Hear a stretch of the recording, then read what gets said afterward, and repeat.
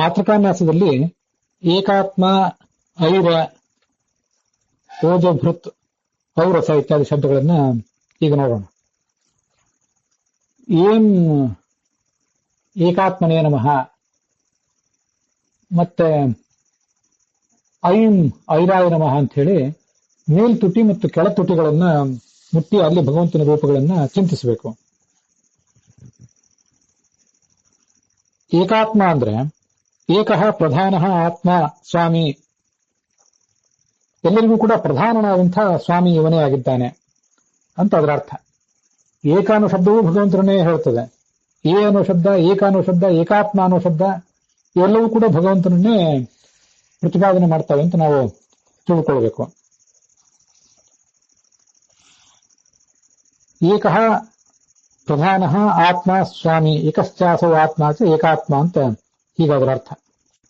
ಸರ್ವೋತ್ತಮ ಅಂತ ಅದನ್ನೇ ನಾವು ಬೇರೆ ಶಬ್ದಗಳಿಂದ ಹೇಳಿದಂತ ಆಗ್ತದೆ. ಮುಂದೆ ಐರ ಅನ್ನುವಂಥ ಶಬ್ದ. ಐರ ಅಂದ್ರೆ ಮುಖ್ಯ ಪ್ರಾಣಿಯ ನಿಯಾಮಕ ಅನ್ನೋ ಅರ್ಥವನ್ನ ಗೋವಿಂದಾಚಾರ್ಯ ಹೇಳ್ತಾರೆ. ಈರಸ್ಯ ಸಮೀರಸ್ಯ ಮುಖ್ಯ ಪ್ರಾಣಸ್ಯ ಅಯಂ ಐರಃ, ಇರಾ ಜಲಂ ತದಸ್ಯ ಅಯನಮಿತಿ ಸಹ ಇತಿ ಚ ನಾರಾಯಣ ಐರಃ. ಈರಯತಿ ಎಲ್ಲರನ್ನೂ ಕೂಡ ಪ್ರೇರಿಸುವವನು. ಪ್ರಾಣ ಅಂದ್ರೆ ಎಲ್ಲರನ್ನೂ ಪ್ರೇರಿಸುವವನು ಅಂತಾನೆ ಅರ್ಥ. ಈರ ಅಂದ್ರೆ ಎಲ್ಲರನ್ನೂ ಪ್ರೇರಿಸುವಂತನು ಅಂತಾನೆ ಅರ್ಥ. ಆ ಈರನಿಗೆ ಸಂಬಂಧಪಟ್ಟವನು, ಪ್ರಾಣನಿಗೆ ಸಂಬಂಧಪಟ್ಟಂತಹ ಪ್ರಾಣನ ಸ್ವಾಮಿ ಅಂತ ಇಷ್ಟೇ ಅರ್ಥ ಅದಕ್ಕೂ ಕೂಡ. ಇದು ಒಂದರ್ಥ. ಅಥವಾ ಇರ ಅಂದ್ರೆ ನೀರು ಅಂತ ಅರ್ಥ. ಆ ನೀರು ಯಾವ ಭಗವಂತನಿಗೆ ಪ್ರಳಯ ಕಾಲದಲ್ಲಿ ಆಶ್ರಯ ಆಗಿದೆಯೋ ಅವನನ್ನೇ ಐರ, ಆಪೋ ನಾರಾಯಿತಿ ಖ್ಯಾತಃ. ಆ ನೀರು ತದಸ್ಯ ಅಯನಂ, ಆ ಭಗವಂತನಿಗೆ ಆಶ್ರಯ ಆಗಿರುವುದರಿಂದ ಅಯನಂ ತಸ್ಯತಾಹ ಪೂರ್ವಂ, ಭಗವಂತನಿಗೆ ಪ್ರಳಯ ಕಾಲದಲ್ಲಿ ಆ ನೀರೇ ಆಶ್ರಯ ಆಗಿದ್ದರಿಂದ ಇವನನ್ನ ಐರ ಅಂತ ಹೇಳ್ತಾರೆ. ಇರ ಅಂದ್ರೆ ನೀರು ಅಂತ ಅರ್ಥ ಮಾತ್ರ ಅಲ್ಲ, ಇಚ್ಛಾನುರೂಪವಂತಹ ಸುಖ ಅಂತ ಅರ್ಥ. ಐತರೆಯ ಭಾಷೆಯಲ್ಲಿ ಇಚ್ಛಾನುರೂಪಂತು ಸುಖಂ ಇರೇತ್ಯೇವ ಪ್ರಕೀರ್ತಿತಂ ಅಂತ ವರ್ಣನೆ ಮಾಡಿದ್ದಾರೆ. ಆದ್ದರಿಂದ ಐತರೆಯ ಭಾಷ್ಯದಲ್ಲಿ ಭಗವಂತನ ಇರಾಮಯ ಅಂತ ಹೇಳ್ತಾರೆ. ಸ್ವರೂಪಭೂತವಾದ ತನ್ನ ಇಚ್ಛಾರೂಪವಾದ ಸುಖ ಸ್ವರೂಪನೇ ಅವನು ಅಂತ. ಇಲ್ಲಿ ಇರಾಯೇವ ಐರಹ, ಮಯ ಅಂದ್ರೂ ಮಯ ಅನ್ನೋ ಅರ್ಥದಲ್ಲೇನೆ ಇಲ್ಲಿ ಕೂಡ ಮತ್ತೊಂದು ಪ್ರತ್ಯಯ ಬಂದು ಇರಾಯೇವ ಐರಹ, ಸುಖ ಸ್ವರೂಪನೇ ಅವನಾದ್ದರಿಂದ ಅವನನ್ನು ಭಗವಂತನನ್ನು ಐರ ಅಂತ ಹೀಗೆ ವರ್ಣನೆ ಮಾಡ್ತಾರೆ. ಇದೊಂದು ಆ ಐರ ಅನ್ನೋ ಶಬ್ದದಿಂದ ನಾವು ತಿಳಿಬೇಕಾದಂತಹ ಅರ್ಥ. ಮುಂದೆ ಓಂ ಓಜಭೃತೇ ನಮಃ ಅಥವಾ ಓಜೋಭೃತೇ ನಮಃ, ಮತ್ತೆ ಓಂ ಔಂ ಔರಸಾಯ ನಮಃ ಅಂತ ಮತ್ತೊಂದು. ಇದರಿಂದ ಮೇಲಿನ ಹಲ್ಲಿನ ಸಾಲು, ಕೆಳಗಿನ ಹಲ್ಲಿನ ಸಾಲು, ದಂತ ಪಂಕ್ತಿ, ಮೇಲಿಂದು ಮತ್ತು ಕೆಳಗಿಂದು, ಇದರಲ್ಲಿ ಭಗವಂತನ ರೂಪವನ್ನ ಚಿಂತಿಸಬೇಕು ಅಂತ ಅರ್ಥ. ಓಜಭೃತ್ ಅಥವಾ ಓಜೋಭೃತ್ ಅಂತ ಹೀಗೇನಿದೆಯಲ್ಲ, ಅದು ಓಜೋಭೃತ್ ಅಂತಂದ್ರೆ ಸಕಾರಾಂತವಾದ ಶಬ್ದ. ಓಜಃ ಓಜಸಿ ಓಜಾಂಸಿ ಅಂತ ಹೀಗಿದ್ರೆ ಅದು ಓಜೋಭೃತ್ ಅಂತ ಆಗ್ತದೆ. ಒಂದು ವೇಳೆ ಓಜಂ ಓಜೆ ಓಜಾನಿ ಅಂತನೂ ಒಂದು ಶಬ್ದ ಇರುವ ಸಾಧ್ಯತೆ ಇದೆ. ಹಾಗಾಗಿ ಓಜಂ ಬಿಭರ್ತಿ ಇತಿ ಓಜಭೃತ್, ಓಜಃ ಬಿಭರ್ತಿ ಇತಿ ಓಜೋಭೃತ್. ಸರ್ವ ಅಭಿಭವ ಸಾಮರ್ಥ್ಯ, ಇದನ್ನ ಸರ್ವಚೇಷ್ಟೇತೃತ್ವಾತ್ ಪ್ರಾಣೋಭಿಭವ ಶಕ್ತಿತಃ ಓಜಸ್ತ್ವನಭಿಭಾವ್ಯತ್ವಾತ್ ಸಹಜ ಸ್ವೇಚ್ಛೆಯ ಕೃತೆ ಅಂತ ವರ್ಣನೆ ಮಾಡ್ತಾರೆ. ಪ್ರಾಣ, ಓಜಸ್, ಸಹಸ್ ಇತ್ಯಾದಿ ಶಬ್ದಗಳಿಗೆ ಅರ್ಥಗಳನ್ನ ಹೇಳ್ತಾರೆ. ಇನ್ನೊಬ್ಬರು ಎಲ್ಲರನ್ನೂ ಕೂಡ ಸೋಲಿಸುವಂತ ಸಾಮರ್ಥ್ಯಕ್ಕೆ ಓಜಸ್ ಅಂತ ಹೆಸರು. ಸಹಸ್ ಅಂದ್ರೆ ಇನ್ನೊಬ್ಬರಿಂದ ಸೋಲದೇ ಇರುವ ಸಾಮರ್ಥ್ಯ. ಹೀಗಾಗಿ ಓಜಃ ಅಂದ್ರೆ ಅಭಿಭವ ಶಕ್ತಿತಃ ಓಜಃ, ಅಭಿಭವ ಶಕ್ತಿತ, ಇನ್ನೊಬ್ಬರನ್ನು ಸೋಲಿಸುವ ಶಕ್ತಿಯೇ. ಹಾಗಾಗಿ ಅಂಥ ಓಜಸ್ಸನ್ನ ಇವನು ಧರಿಸಿದವನು, ಸರ್ವ ಅಭಿಭವ ಸಾಮರ್ಥ್ಯವುಳ್ಳವನು ಅಂತ ಅದರ ಅರ್ಥ. ವಿಷ್ಣು ಸಹಸ್ರನಾಮದಲ್ಲಿ ಈ ಶಬ್ದ ಓಜಸ್ ತೇಜೋ ದ್ಯುತಿಧರಃ ಅಂತ ಬಂದಿದೆ. ಓಜಸ್ಸನ್ನು, ತೇಜಸ್ಸನ್ನು, ದ್ಯುತಿಯನ್ನು ಧರಿಸಿದವನು ಅಂತ ಒಂದೇ ಶಬ್ದವಾಗಿ ಅಲ್ಲಿ ನಮಗೆ ಕಾಣಿಸ್ತದೆ. ಮುಂದೆ ಔರಸ ಅಂದ್ರೆ ಹೃದಯದಲ್ಲಿರುವಂಥವನು ಅಂತ ಅರ್ಥ. ಉರಸ್ ಅಂದ್ರೆ ಹೃದಯ. ಉರಸಿ ಸ್ಥಿತತ್ವಾತ್ ಔರಸಃ. ಹೃದಯಂ ಬ್ರಹ್ಮೇತ್ಯಾರುಣಯ. ಭಗವಂತನನ್ನು ಹೃದಯ ಅಂತ ಉಪಾಸನೆ ಮಾಡ್ತಾರೆ ಅಂತ ಈ ಬೇರೆ ಬೇರೆ ಕಡೆ ಎಲ್ಲ ಕಾಣಿಸ್ತದೆ.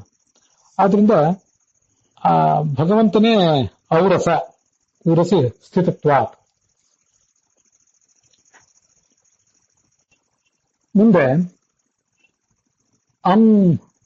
ಓಂ ಅಂತಾಯ ನಮಃ, ಓಂ ಅರ್ಧಗರ್ಭಾಯ ನಮಃ ಅಂತ. ತಾಲುವಿನ ಮೂಲದಲ್ಲಿ ಬಾಯಿಯ ಮೇಲ್ಭಾಗದ ಒಂದು ಅಂಗಳ ಏನಿರ್ತದೆ ಅದರ ಮೂಲದಲ್ಲಿ ಇದನ್ನು ಮುಟ್ಟಬೇಕು. ಈ ಕಿರುನಾಲಿಗೆ ಮೊದಲಾದಿರ್ತದಲ್ಲ ಆ ಭಾಗ ಆಗ್ತದೆ. ತಾಲು ಅಂದ್ರೆ ಬಾಯಿನ ತೆರವಾಗ ಕೆಳ ಅಂಗಳ, ನಮ್ಮ ನಾಲಿಗೆಯನ್ನು ಹಿಡಿದಿಟ್ಕೊಂಡಿರುವಂತ ಕೆಳ ಅಂಗಳ, ಮತ್ತೆ ಅದರ ಮೇಲೆ ಇರುವಂತಹ ತಾಲು ಅಂತ ನಾನು ಅರ್ಥ ಮಾಡ್ಕೊಂಡಿದ್ದೇನೆ. ಆ ತಾಲುವಿನ ಮೂಲ ಬುಡಭಾಗ ಅದನ್ನ ಮುಟ್ಲಿಕ್ಕಾಗೋದಿಲ್ಲ. ಆದರೂ ಅಲ್ಲಿ ಭಗವಂತನ ರೂಪವನ್ನ ಚಿಂತಿಸಬೇಕು. ಅಂತಂದ್ರೆ ತಾರತಮ್ಯದ ಕೊನೆ ಕಕ್ಷಾದಲ್ಲಿರುವಂಥವನು, ಸಾ ಕಾಷ್ಠ ಸಾ ಪರಾಗತಿ. ಆದ್ರಿಂದ ಅವನನ್ನ ಅಂತ ಹೇಳ್ತಾರೆ. ಅಥವಾ ಸರ್ವಾಂತಕ, ಎಲ್ಲರನ್ನೂ ಕೂಡ ನಾಶಪಡಿಸುವಂಥವನು. ಹೀಗೊಂದು ಅರ್ಥವೂ ಕೂಡ ಆ ಶಬ್ದಕ್ಕಾಗಬಹುದು. ಅಂತ ಅನ್ನೋ ಶಬ್ದದಿಂದ ಅಂತಃಪ್ರವಿಷ್ಟಂ ಕರ್ತಾರಮೇತಂ ಅಂತಶ್ಚಂದ್ರಮಸಿ ಮನಸಾಚರಂತಂ ಇತ್ಯಾದಿ ರೂಪದಿಂದ ಏನು ತೈತ್ರಿಯ ಆರಣ್ಯಕದಲ್ಲಿ ವರ್ಣಿತನಾಗಿದೆ ಭಗವಂತನ ಒಂದು ಮಹಿಮಾ, ಅದನ್ನು ಕೂಡ ತಿಳ್ಕೊಳ್ಬಹುದು. ಹೃದಯ ಗುಹೆಯೊಳಗಿರುವವನು ಅಂಥ ಭಗವಂತನನ್ನ ಯಾರೂ ಕೂಡ ತಿಳ್ಕೊಳ್ಳಿಕ್ಕಾಗೋದಿಲ್ಲ. ಇದು ಅಂಥ ಭಗವಂತನ ಮಹಿಮಾ ಅಂತ ವರ್ಣನೆ ಮಾಡಿದ್ದಾರೆ. ಇದು ಅಂತಾಯ ನಮಃ ಅನ್ನೋ ರೂಪ ಆಯಿತು. ಮುಂದೆ ಅರ್ಧಗರ್ಭಾಯ ನಮಃ ಅಂತ ಮುಂದಿಂದು. ಅರ್ಧ ಅಂದ್ರೆ ಹಾಫ್ ಅಂತ ಅರ್ಥ ಅಲ್ಲ, ಒಂದರ ಅರ್ಧ ಅಂತ ಅರ್ಥ ಅಲ್ಲ. ಅರ್ಧ ಅಂದ್ರೆ ಆಸಮಂತಾತ್ ವೃದ್ಧ, ಚೆನ್ನಾಗಿ ಪರಿಪೂರ್ಣವಾದಂತಹ ವ್ಯಕ್ತಿತ್ವವುಳ್ಳವನು ಅಂತ ಅರ್ಥ. ವ್ಯಾಪ್ತಿಯನ್ನು ಪಡೆದವನು, ಜೀವರಲ್ಲಿ ವ್ಯಾಪ್ತಿಯನ್ನು ಪಡ್ಕೊಂಡಂಥವನು ಯಾರವನು? ಮುಖ್ಯ ಪ್ರಾಣ. ಆ ಮುಖ್ಯ ಪ್ರಾಣ ಗರ್ಭೇ ಯಸ್ಯ ಸಹ, ಅರ್ಧ ಶಬ್ದ ವಾಚ್ಯನಾದ ಮುಖ್ಯ ಪ್ರಾಣ ಯಾರ ಗರ್ಭದಲ್ಲಿದ್ದಾನೋ, ಅಂದ್ರೆ ಚತುರ್ಮುಖ ಯಾರ ಗರ್ಭದಲ್ಲಿದ್ದಾನೋ ಅವನೇ ಅರ್ಧಗರ್ಭ.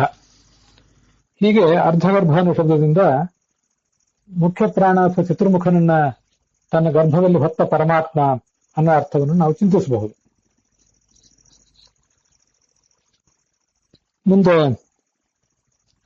ಕಪಿಲ ಅನ್ನುವಂಥ ರೂಪ. ಕಪಿಲ ಅಂದ್ರೆ ಮುಕ್ತರಿಗೂ ಕೂಡ ನಿಯಾಮಕ.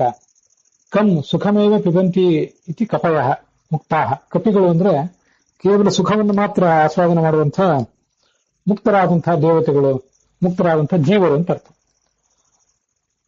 ಅವರನ್ನ ತನ್ನ ಬಳಿಗೆ ಸ್ವೀಕಾರ ಮಾಡುವವನು, ತನ್ನವರು ಸ್ವೀಕಾರ ಮಾಡುವವನು. ಆದ್ರಿಂದ ಅವನಿಗೆ ಕಪಿಲ ಅಂತ ಹೀಗೆ ಹೇಳ್ತಾರೆ. ಮಹರ್ಷಿ ಕಪಿಲಾಚಾರ್ಯ ಅಂತ ವಿಷ್ಣು ಸಹಸ್ರನಾಮದಲ್ಲಿ ಅವನ ಹೆಸರು ಕೇಳಿ ಬರ್ತದೆ. ಸನಾತನತಮಃ ಕಪಿಲ ಅಂತ ಎರಡು ಕಡೆ ಕಪಿಲ ಶಬ್ದ ವಿಷ್ಣು ಸಹಸ್ರನಾಮದಲ್ಲಿದೆ. ಮತ್ತೆ ಋಷಿಂ ಪ್ರಸೂತಂ ಕಪಿಲಂ ಅಂತನೂ ಶ್ವೇತಾಶ್ವತರ ಉಪನಿಷತ್ತಿನಲ್ಲಿದೆ. ಸಿದ್ಧಾನಾಂ ಕಪಿಲೋ ಮುನಿ ಅಂತ ಭಗವದ್ಗೀತಾದಲ್ಲಿ ಕೂಡ ಅವನ ನಾಮ ಕೇಳಿ ಬರ್ತದೆ. ಕಪಿಲ ಅನ್ನೋ ಶಬ್ದಕ್ಕೆ ಒಂದು ವಿಶಿಷ್ಟವಾದಂತಹ ಅರ್ಥವನ್ನೇ ಅಲ್ಲಿ ಹೇಳ್ತಾರೆ.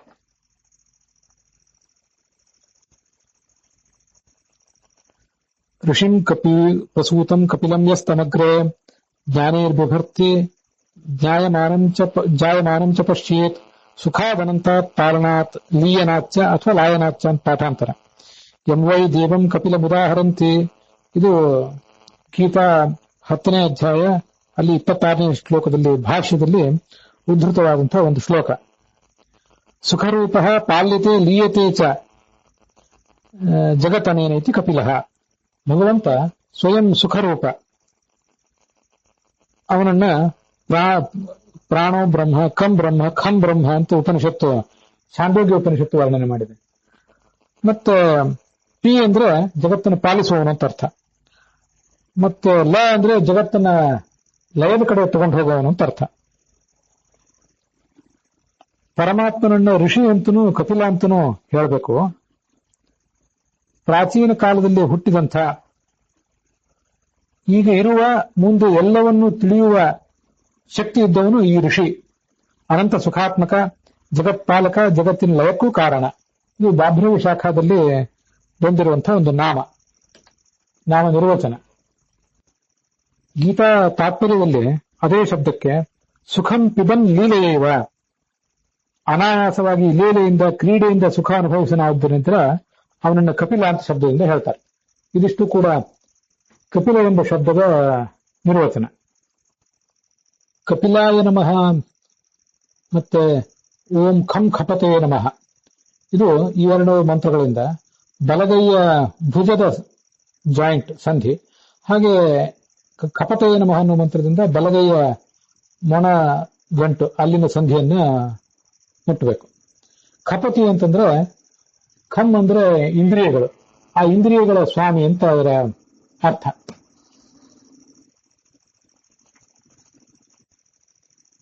ಮುಂದೆ ಗರುಡಾಸನ ಅಂತ ಒಂದು ಹೆಸರು, ಮತ್ತೆ ಘರ್ಮ ಅಂತ ಒಂದು ಹೆಸರು. ಇವೆರಡು ಹೆಸರುಗಳಿಂದ ಬಲಗೈಯ ಮಣಿಗಂಟು ಮತ್ತೆ ಬಲಗೈಯ ಬೆರಳುಗಳ ಗಂಟು ಇವಿಷ್ಟನ್ನು ಕೂಡ ಮುಟ್ಟಬೇಕು. ಗರುಡಾಸನ ಅಂದ್ರೆ ನಮಗೆ ಈಗಾಗಲೇ ಗೊತ್ತಿರುವಂತೆ ಗರುಡನನ್ನ ತನ್ನ ವಾಹನವನ್ನಾಗಿ ಮಾಡಿಕೊಂಡಂಥವನು. ಛಂದೋಮಯೇನ ಗರುಡೇನ ಸಮುಷ್ಯಮಾನ ಅಂತ ಭಾಗವತದಲ್ಲಿ ವೇದಾಭಿಮಾನಿಯಾದಂಥ ಆ ಗರುಡನನ್ನೇ ಯಾವತ್ತು ಏರಿ ಭಕ್ತರ ಬಳಿಗೆ ಬರುವಂಥವನು ವೇದ ವೇದ್ಯ ಅಂತ ಅದರ ಅರ್ಥ. ಗರುಡೋ ಧ್ಯಾನ ಗೋಚರಂ, ಗರುಡ ನಮಗೆ ಧ್ಯಾನ ಮಾಡ್ಲಿಕ್ಕೆ ಬೇಕಾದಂತಹ ಶಕ್ತಿಯನ್ನು ಕೊಡುವಂಥವನು. ಧ್ಯಾನ ಮಾಡ್ಲಿಕ್ಕೆ ಶಕ್ತಿಯನ್ನು ಕೊಟ್ಟು ಆ ಧ್ಯಾನದಲ್ಲಿ ಭಗವಂತ ನಮಗೆ ಗೋಚರ ಆಗಬೇಕು, ಮುಂದೆ ಆತನ ಅಪರೋಕ್ಷ ಜ್ಞಾನ ಆಗಬೇಕು. ಇದನ್ನೆಲ್ಲ ಮಾಡಿಸುವಂಥವನು ಆ ಗರುಡ. ಅದಕ್ಕಾಗಿ ನಮ್ಮ ಧ್ಯಾನಕ್ಕೆ ಸಹಕಾರಿಯಾಗುವ ಗರುಡನ ಹೆಗಲಿನಲ್ಲಿ ಬರುವಂಥವನು ಅಂತ ಅದರ ತಾತ್ಪರ್ಯ ಒಟ್ಟಾರೆ. ಮುಂದೆ ಘರ್ಮ ಅನ್ನುವ ಶಬ್ದ. ಘರ್ಮ ಅನ್ನುವ ಶಬ್ದಕ್ಕೆ ದೀಪ್ತಿ ರೂಪ, ಪ್ರಕಾಶ ರೂಪ ಅಂತ ಒಂದು ಅರ್ಥ ಇದೆ. ಅದಲ್ಲದೆ ಘರ್ಮ ಅಂದ್ರೆ ಈ ದುರ್ಜನರಾದವರಿಗೆ ಆತ ಬಿಸಿಲಿನಂತೆ ತಾಪ ಕೊಡುವಂಥವನು. ಛಾಯಾತಪವು ಬ್ರಹ್ಮವಿದೋ ವದಂತಿ ಅಂತ ಕಾಟಕೋಪನಿಷತ್ನಲ್ಲಿದೆ. ಘರ್ಮ ಸಮಂತ ತ್ರಿಭುಜಂ ವ್ಯಾಪತಸ್ತಯೋ ದೃಷ್ಟಿಂ ಮಾತರಿಶ್ವಾಜಗಾಮ ಅಂತ ಹೇಳಿ ಋಗ್ವೇದದಲ್ಲಿ ಕೂಡ ಆ ಭಗವಂತನನ್ನ ಘರ್ಮ ಅಂತ ವರ್ಣನೆ ಮಾಡಿದ್ದಾರೆ. ಈ ದೀಪ್ತಿ ರೂಪ ಅಂತ ಒಂದು ಅರ್ಥ, ಮೊದಲನೇ ಅರ್ಥ. ದುರ್ಜನರಿಗೆ ತಾಪದಾಯಕ ಅಂತ ಎರಡನೇ ಅರ್ಥ. ಘರ್ಮ ಅಥವಾ ಗರಂ ನಾವೇನೀಗ ಅದು ನಮಗೆ ಈಗ ಪ್ರಾಕೃತ ಭಾಷೆಗಳಲ್ಲಿ ಉಪಲಬ್ಧ ಇದೆ, ಬಿಸಿ ಆಗುವುದು ಅಂತ ಅರ್ಥ. ಇವೆರಡು ಅರ್ಥಗಳು ದೀಪ್ತಿದಾಯಕ, ದೀಪ್ತಿ ಸ್ವರೂಪ, ಕಾಂತಿ ಸ್ವರೂಪ, ಮತ್ತೆ ದುರ್ಜನರಿಗೆ ತಾಪದಾಯಕ ಅನ್ನೋ ಅರ್ಥವನ್ನ ನಮಗೆ ತೋರಿಸ್ತವೆ. ಮತ್ತೆ ಘರ್ಷಣ ಅಂದ್ರೆ ಶಾಸ್ತ್ರದ ಘರ್ಷಣ. ಶಾಸ್ತ್ರದ ಘರ್ಷಣದಿಂದ, ಮಥನದಿಂದ ನೀಯತೆ ತಿಳಿಯಲ್ಪಡುವವನು. ಘರ್ ಅಂದ್ರೆ ಘರ್ಷಣ. ಘರ್ಷಣ ಶಬ್ದದ ಸಂಕ್ಷಿಪ್ತ ರೂಪವೇ ಘರ್. ಅದರಿಂದ ನೀಯತೆ ತಿಳಿಯಲ್ಪಡುವವನು, ಶಾಸ್ತ್ರ ಮಥನದಿಂದ ತಿಳಿಯಲ್ಪಡುವವನಾದ್ರಿಂದ ಅವನಿಗೆ ಘರ್ಮ ಅಂತ ಹೇಳ್ತಾರೆ. ಮುಂದೆ ನಸಾರ ಅಂತ, ಅದು ಬಲಗೈಯ ಬೆರಳುಗಳ ತುದಿಯನ್ನು ಮುಟ್ಟೋದು. ಓಂ ಘಂ ಘರ್ಮಾಯ ನಮಃ ಅಂತ ಬಲಗೈ ಬೆರಳುಗಳ ಗಂಟುಗಳನ್ನು ಮುಟ್ಟುವುದು. ಮುಂದೆ ಬೆರಳ ತುದಿಯನ್ನು ಮುಟ್ಲಿಕ್ಕೆ ಓಂ ಗಂ ನಸಾರಾಯ ನಮಃ ಅಂತ. ನಸಾರ ಅಂದ್ರೆ ಇದು ಮುಂಗ್ ಖಾದನೆ ಅಂತ. ಕವರ್ಗದ ಅನುನಾಸಿಕ ಅಕ್ಷರ ಏನಿದೆಯಲ್ಲ ಅದೇ ಮುಂಗ್, ಎರಡೂ ಕೂಡ ಕವರ್ಗದ ಅನುನಾಸಿಕ ಅಕ್ಷರಗಳೇ. ಅದಕ್ಕೆ ಖಾದನ ಅಂತ ಅರ್ಥ. ಸಾರಭೂತಮೇವ ನವತೆ, ಪ್ರಥಮಪುರುಷ ಏಕವಚನದಲ್ಲಿ ನವತೆ ಅಂತ ಆಗ್ತದೆ. ಕೇವಲ ಸಾರವಾದ್ದನ್ನು ಮಾತ್ರ ತಿನ್ನುವವನು, ಅಸಾರವಾದ್ದನ್ನು ಯಾವುದನ್ನು ಕೂಡ ತಿನ್ನುವವನಲ್ಲ. ತಿನ್ನುವವ್ರನ್ನೆಲ್ಲರನ್ನೂ ಕೂಡ ನಸಾರ ಅಂತ ಏನು ಹೇಳೋದಿಲ್ಲ. ಸಾರಭೂತವಾದನ್ನು ಮಾತ್ರ ತಿನ್ನುವವನು. ಆದ್ರಿಂದ ಆತ ನಸಾರ. ಹೀಗೆ ಆ ಭಗವಂತನಿಗೆ ಹೇಳ್ತಾರೆ.